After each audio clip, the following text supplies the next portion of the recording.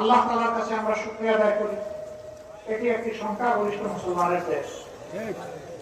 এই দেশের পাড়ায় মহল্লায় গলিতে অলিতে সব জায়গায় অগণিত ওলি আব্দালের লাশ শুয়ে আছে। আবার জীবন্ত অনেক ওলি আল্লাহ তাআলা এখন আমাদের মধ্যে রেখে দিয়েছেন। অসংখ্য মসজিদ মাদ্রাসা খানকার প্রিয় এই দেশ। এই দেশে মানুষের ঘুম ভাঙে ফজরের আযান শুনে, আবার এশার সালাত আদায় করে মানুষ ঘুমোতে যায়। এমন একটা দেশে জুমাবার যখন আসে মসজিদ গুলাতে মুসল্লি ধারণের কোন জায়গা থাকে না, উপচে পড়ে।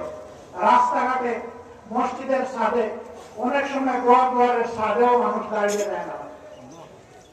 সেই দেশটিতে অত্যন্ত আফসোসের বিষয়, আমরা মুসলমান হওয়া সত্ত্বেও ইসলামের কানুন গত শুধু 54 বছর নয়, এর আগে 23 বছরে আমরা কায়েম করতে পারি নাই। আমাদের আল্লাহ তাআলা নিয়ামত আমাদেরকে দিয়ে ঘোষণা দিয়েছেন যে আয়াতের খণ্ডাংশ আমি আপনাদের সামনে তেলাওয়াত করেছি। আল্লাহ তাআলা এখানে ইরশাদ করেছেন, আল-ইয়াওমা আকমালতু লাকুম দীনাকুম, আজকের এই দিনে তোমাদের জন্য কিভাবে তোমরা চলবা সেই বিধান, সেই দিন আমি পরিপূর্ণ করে দিলাম, কামালিয়ত দান করলাম। ওয়া আতমামতু আলাইকুম নিয়ামতি, আর তোমাদের জন্য সমস্ত নিয়ামত এখানেই রেখে দিলাম।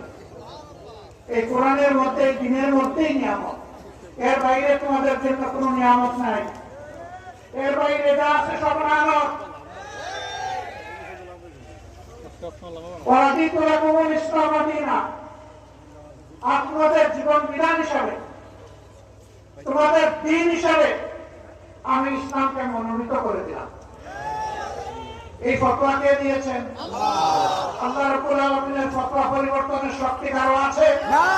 কারণে আফসোসের বিষয়, আমরা নিজ ঘর সোনা দানা মণিমুক্তায় পরিপূর্ণ থাকা সত্ত্বেও বিদ্যুতের মতো আমরা ডানে এবং বামে হাত বাড়াই।